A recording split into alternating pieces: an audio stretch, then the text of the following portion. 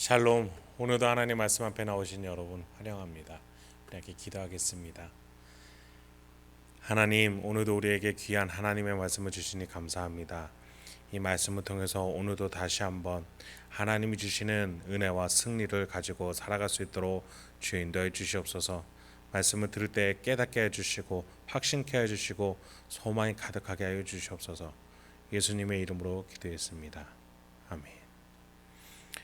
오늘 함께 살펴볼 말씀 사사기 9장 22절에서 29절, 사사기 9장 22절에서 29절까지 함께 살펴보겠습니다. 오늘도 다시 은혜를 주시는 하나님을 찬양합니다. 인간의 힘으로 왕이 되려고 했던 아비멜렉의 이야기가 계속돼요.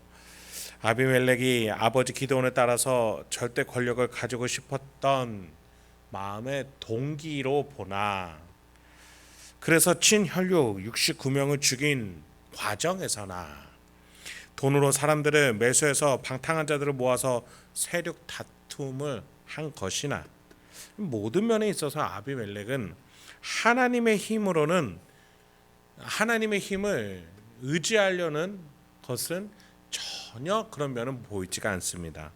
오로지 인간의 힘, 전략, 욕심, 욕망으로 가득 찬 채로 왕이 되려고 했던 사사로서의 모습을 보여줍니다. 사람만 모은 사사면 뭐합니까? 하나님의 뜻이 없는데 말이죠. 그래서 신학자들은 그간 사사들이 이스라엘을 그래도 하나님께로 인도했다면 이 아비멜렉을 적사사, 반대사사라고도 부르기도 합니다. 본문을 보겠습니다. 22, 23절입니다. 아비멜렉이 이스라엘을 다스린 지 3년에 하나님이 아비멜렉과 세겜 사람들 사이에 악한 영을 보내심에 세겜 사람들이 아비멜렉을 배반하였으니, 그간 사사기 내용에서 반복되는 패턴은 올바른 사사들을 통해서 이스라엘이 몇 년간 누구로부터 평화로웠다, 이런 패턴으로 설명을 해줬어요. 그런데 아비멜렉을 통해서는 그러한 기록이 등장하지 않고 단지 그가 다스린 지 3년이 됐다, 이 기록만 있을 뿐입니다. 그렇다면 이 3년 안에 무슨 일이 일어났던 겁니까? 아비멜렉과 함께한 세겜 사람들의 배반이었습니다. 그들 간에 결국 권력 다툼이 일어난 것이에요. 그러니 이 땅에 평안이 있었을까요? 그렇지가 못했죠. 하나님의 능력이 아니라 인간의 능력으로 살아가려고 했던 아비멜렉이니 하나님은 아비멜렉이 자신의 죄악 그대로 살아가도록 내버려 두십니다. 유기하시는 거예요. 그러니 악한 영이 득세해서 아비멜렉과 세겜 사람들 사이에서 개입하고 결국 이 두 진영이 깨지게 됩니다. 하나님의 힘으로 살아가지 않는 관계의 결말은 이와 같을 수밖에 없어요. 우리가 살아가는 세상이 경제 공동체, 무역, 지역, 군사, 계약 공동체로 부르는 경우들이 많습니다. 여러분, 그런데 이러한 것들의 공통점은 뭐예요? 내 이익이 깨지면 그 공동체도 같이 깨지는 거예요. 그렇게 깨어진 공동체는 또 다른 더 큰 이익을 주는 누군가가 나타나면 다시 공동체가 되는 겁니다. 아비멜렉은 하나님의 사사로 하나님과의 지속적인 관계를 위한 대표자가 되는 것이 아니었던 겁니다. 오로지 자신의 유익 때문이었어요. 22절에서 이스라엘을 다스린지라고 말할 때 이 다스리다는 그간 사사들이 하나님의 뜻으로 통치하는 다스림을 말했다면, 아비멜렉이 말하는 이 다스리다는 원어에서 보면 그런 하나님의 뜻에 의한 통치가 아니라 그냥 영향력을 내비치다라는 의미에서 오히려 부정적인 표현으로 쓰입니다. 그렇습니다. 아비멜렉은 말 그대로 자신의 유익을 위해서 이스라엘의 왕이 된 겁니다. 하나님의 뜻, 가치, 이스라엘 국민들의 생명 보호, 이러한 왕의 헌신으로서의 다스림이 아니었어요. 그래서 우리가 일전에 요담이라는 가까스로 살아남은 기드온의 한 아들이 우화 속에서, 비유 속에서 뭐라고 했습니까? 가시나무가 우쭐대려고 한다. 지금 아비멜렉은 오로지 자기 자신을 높여 우쭐대기 위해서 나아가는 자니, 이러한 결말, 하나님의 뜻이 아니라, 다스림이 아니라 오로지 자신의 영향력을 내비치는 것에만 주목하고 있다는 거예요. 사사기 저자는 이렇게 하나님이 이들을 유기하시는 이유에 대해서 분명하게 말해줍니다. 24, 25절입니다.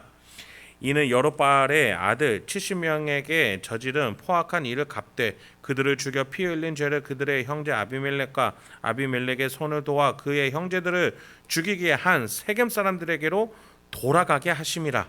세겜 사람들이 산들의 꼭대기에 사람을 매복시켜 아비멜렉을 엿보게 하고 그 길로 지나는 모든 자를 다 강탈하게 하니 어떤 사람이 그것을 아비멜렉에게 알리니라.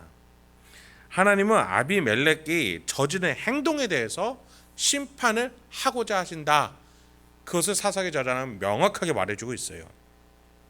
친족을 살해하고 그들을 몰살한 아비멜렉과 그것을 도운 세겜 사람들에 대한 모두의 심판이었어요. 하나님의 유기로 결국 악한 영은 세겜 사람들에게로 돌아가 아비멜렉을 배반하게끔 했습니다. 이 말은 그때까지도 하나님은 악한 영이 그들을 득세하지 않도록 지키고 보호하셨다는 말도 될 겁니다. 그런데 결국 이들이 자신의 욕망을 계속 나타내 하나님을 거절하고 본인의 죄대로 살아가기 원하니 하나님이 이들을 유기하시는 것이죠. 여러분, 우리가 계속 살펴왔지만 유기 또한 하나님의 은혜입니다. 아프고 힘드니 다시 돌아오라는 것이죠. 이스라엘 백성들이 계속 그 반복을 살아오지 않았습니까? 아비멜렉은 지금 하나님의 유기 상태에서 회개하고 돌아와 있습니다. 그렇게 세겜과 아비멜렉이 이제 이렇게 멀어지니 한 요소가 제3자가 개입하게 됩니다. 26절입니다. 에벳의 아들 가알이 그의 형제와 더불어 세겜에 이르니 세겜 사람들이 그를 신뢰하니라. 아까 말씀드렸죠. 이 세상의 공동체는 더 큰 유익을 주는 사람이 나타나면 공동체 깨지고 새로운 공동체를 만든다고요. 세겜 사람들은 한 사람을 보았습니다. 가알이라는 사람이었어요. 그와 공동체를 맺고 아비멜렉과 배반하는 거예요. 인간의 힘을 의지하는 자들의 세상이 이러합니다. 배반, 모사, 계략이 판을 치죠. 신뢰라는 이름은 언제든지 자신의 욕심에 의해 바뀔 수가 있는 겁니다. 27절에 보니 그들이 밭에 가서 포도를 거두어다가 밟아 짜서 연회를 베풀고 그들의 신당에 들어가서 먹고 마시며 아비멜렉을 저주하니, 저주가 난무합니다. 게다가 포도주를 짜는 추수의 시기입니다. 그때 신전에서 우상 숭배와 퇴폐적인 음란 행위가 펼쳐지기 시작합니다. 그러니 하나님의 뜻은 일절 없는 것이죠. 지금 이 땅 누가 약속한 땅이었습니까? 하나님의 땅이었습니다. 하나님이 나라를 세우시려고 이스라엘 백성을 보낸 땅이었습니다. 그곳이 이렇게 바뀌게 된 것입니다. 결국에는 아비멜렉을 향해서 전쟁이 일어나게 됩니다. 28, 29절입니다. 에벳의 아들 가알이 이르되 아비멜렉은 누구며 세겜은 누구에게 우리가 아비멜렉을 섬기리요? 그가 여롯바알의 아들이 아니냐? 그의 신복은 수불이 아니냐? 차라리 세겜의 아버지 하몰의 후손을 섬길 것이라. 우리가 어찌 아비멜렉을 섬기리요? 이 백성이 내 수하에 있었더라면 내가 아비멜렉을 제거하였으리라 하고 아비멜렉에게 이르되 네 군대를 증원해서 나오라 하니라. 가알은 직접적으로 이제 세겜 사람들에게 아비멜렉을 배반하라고 권유합니다. 선동해요.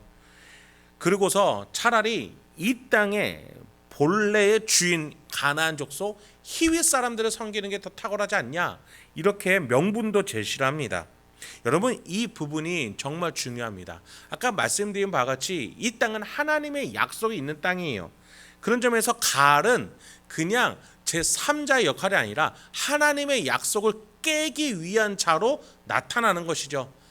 악한 영, 하나님이 유기하시니 악한 영이 하나님의 약속을 깨기 위해서 이렇게 나오는 것입니다. 하나님은 어떻게든 이들을 회개시키기 위해서, 아비멜렉을 회개하게 하기 위해서 정말 지금 끝까지 매를 드시는 거예요. 하나님이 악한 존재를 다스리고 악을 출발시키시는 분은 아니십니다. 단지 하나님은 이 이스라엘 백성들이 아파하고 힘들어하면서 하나님께 다시 되돌아올 수 있는 모든 방법을 총동원하시는 것이죠. 그런 점에서 가알은 하나님의 약속을 깨는 자로서 등장하게 됩니다.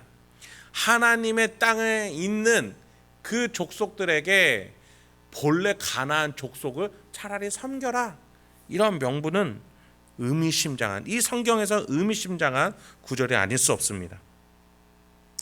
여러분, 말씀을 마치겠습니다. 인간의 힘으로 살아가는 자의 과정과 결말은 결말을 너무나도 여실히 보여주는 본문이 아닐 수 없었습니다. 우리가 우리의 생각, 세속적인 판단, 물질이 주는 결과만을 바라며 살아가다가는 결국 오늘 본문과 같이 이들과 같이 살아가기 마련일 것입니다. 내가 쌓아 올린 것들이 무너지는 것들을 경험하게 될 겁니다. 여러분, 그래서 우리는 내 힘으로 살아서는 안 됩니다. 하나님이 이미 나를 창조하셨고 마지막에 책임지시겠다라고 약속해 놓으신 인생임을 믿으시기 바랍니다. 그 중간 과정, 이 인생살이 속에서도 예수 그리스도께서 우리를 구속하셨고 구원하셨고 부활시키시고 하나님의 양자로 만들어 주심을 양자로 만들어 주셨음을 이미 완료하셨고 그것을 우리에게 주셨습니다. 그리고 성령 하나님이 그것을 깨닫게 해주고 계십니다. 삼위일체 하나님의 힘으로 살아가십시오. 세상의 것, 현실적인 것이 아니라 하나님의 약속과 하신 일들을 기억하면서 이 세상을 살아나가실 때에 오히려 더 풍성하고 더 확신과 기쁨과 소망이 가득 찬 인생이 되실 줄 믿습니다.